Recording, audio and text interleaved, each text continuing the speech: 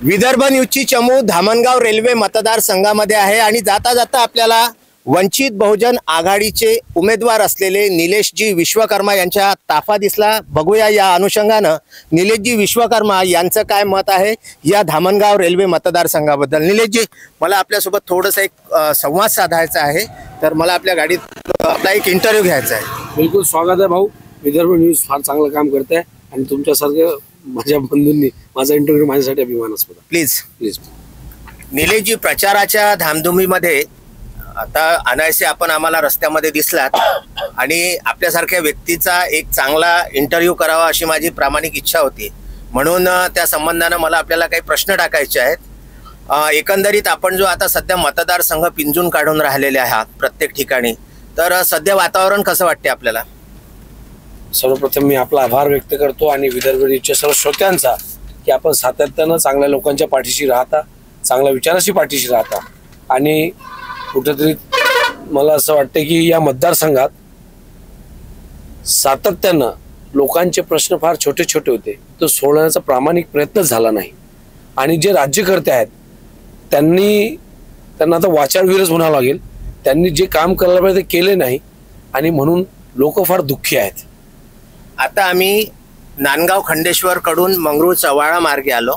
मंगरूळ चव्हाळा या इथला जो एक MIDCचा प्रश्न हा कुठल्या प्रकारचा आहे, तिथल्या जनतेच्या आम्ही काही प्रतिक्रिया घेतल्या, त्याच्याबद्दल आपण काय सांगाल?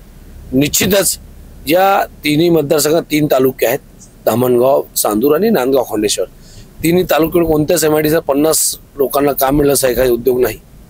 जे उद्योग उभारायचे पाहिजे होते तेव्हा सांगतात की आम्ही उद्योग क्षेत्रात जाणार नाही, आम्ही शेतीवाले आहोत, पण शेतीत यांनी अशी आमुगला काही बदल केलेले नाही।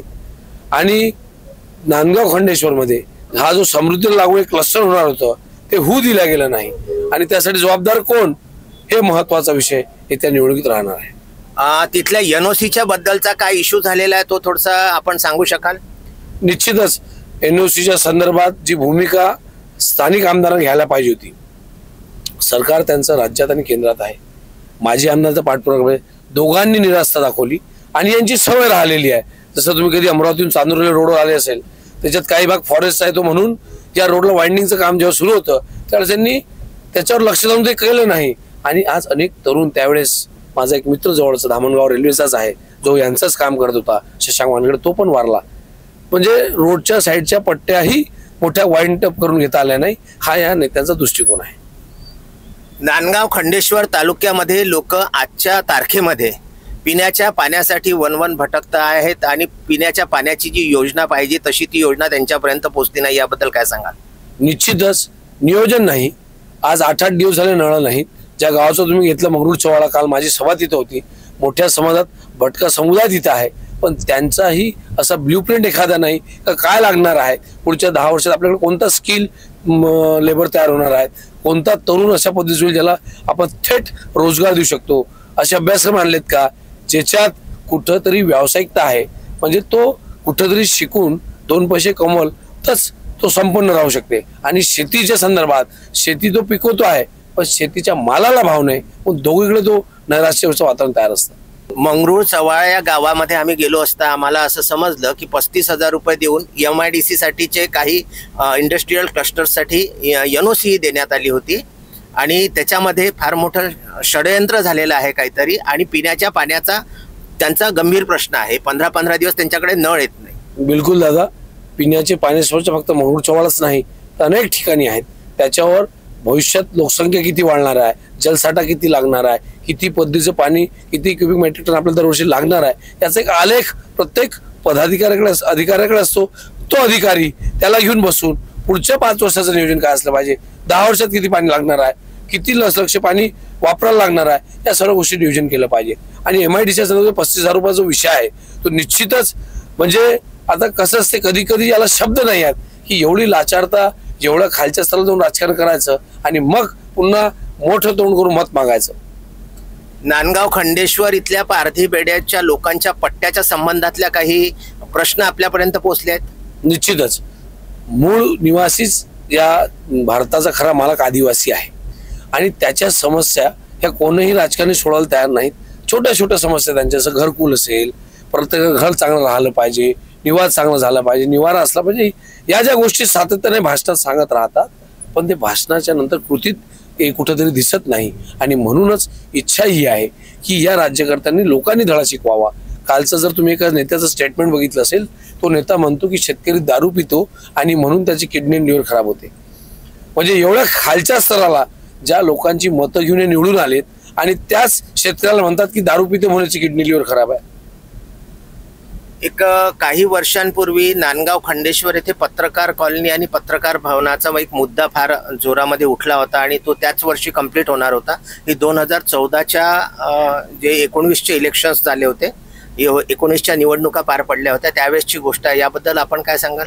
निश्चितच पत्रकार हा आपण जेव्हा चौथा स्तंभ म्हणतो लोकशाहीचा, आणि पत्रकारांच्या बसण्याची उठण्याची व्यवस्था कुठे राहिली पाहिजे. कारण तो विचारांची आहे. नुसतं पत्रकार स्वतःसाठी नाही तर समाजासाठी लढतो आहे. त्यासोबतच पत्रकार एक नवीन पिढी पण घडवतो आहे.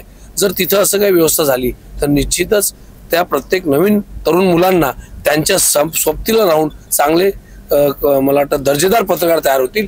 त्यासाठी त्यांनी काय केलं मला माहित नाही, पण मी तुम्हाला सांगू इच्छितो, प्रत्येक तालुक्याच्या ठिकाणी पत्रकार भवन राहणार, प्रत्येक ठिकाणी वाचन राहणार, त्यालाच लागून अभ्यासक्रमिका राहतील. कारण जेव्हापर्यंत प्रश्न उचलला जाणार नाही त्याचे उत्तर नेते द्यायला तयार नाहीत. नांदगाव खंडेश्वर येथे भरपूर पैसा खर्च करून एक क्रीडा संकुल उभारण्यात आलं होतं, त्याची अवस्था आज दयनीय झालेली आहे. क्रीडाच्या संदर्भात धोरणच नाही आहे दोघाही नेत्यांचं. या दोघा नेत्यांना फक्त कार्यकर्ते पाहिजे. तो 50ची कुप्पी घेऊन झोपला तर चालते बा, पण तो सुदृढ झाला पाहिजे, तो मजबूत झाला पाहिजे, हे यांचं विजन नाही. नांदगाव खंडेश्वरचं जे क्रीडा संकुल बांधलं गेलं ते नांदगाव पासून बऱ्याच लांब आहे आणि तिथं मुली कशा जातील, मुलं कशी जातील. म्हणजे एखादी व्यवस्था बांधायची आणि त्या टेकड्यावर जायचं शक्य आहे का? म्हणजे हा कथनी आणि करणी मधला फरक आहे. ज्यांना आजचा तरुण डेव्हलपच करायचा नाही, या तरुणाच्या ज्या छोट्या छोट्या समस्या त्या सुरज कामांनी केलेल्या नाही.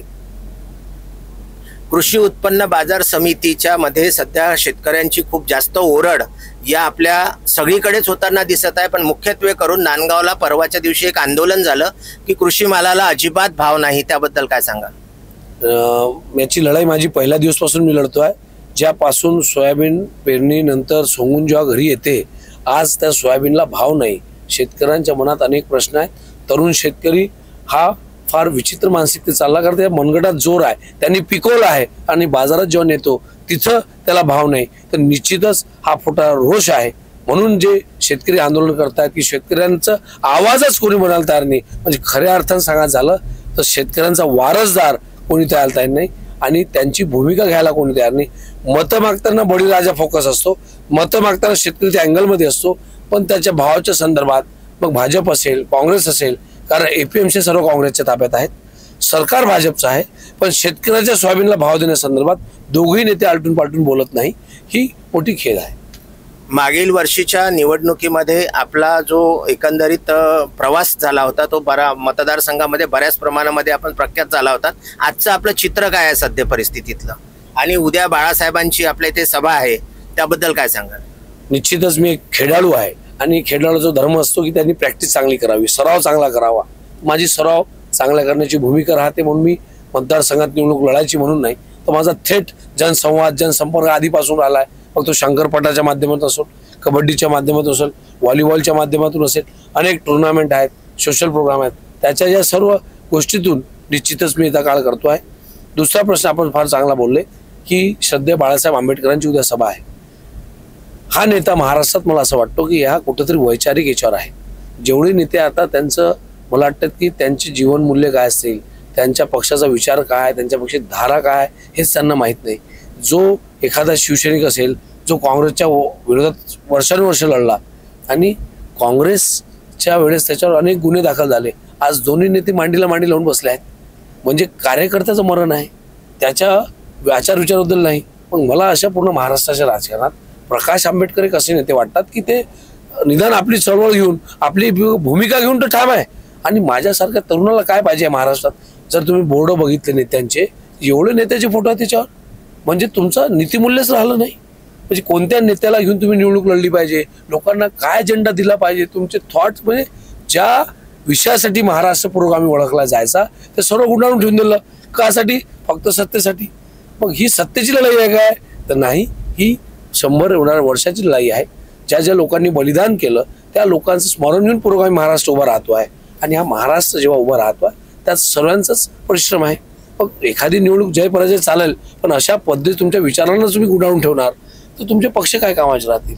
तरुण तुमच्याकडे कोणत्या दृष्टीकोन बघेल? म्हणून प्रकाश आंबेडकर हा असा नेता मला वाटतो की हा स्वतःचे जीवन म्हणजे स्वतःचे मूल्य घेऊन चालतो आहे. पक्षाची ध्येय धोरणं ठरलेली आहेत, त्या अनुषंगाने काम आहेत.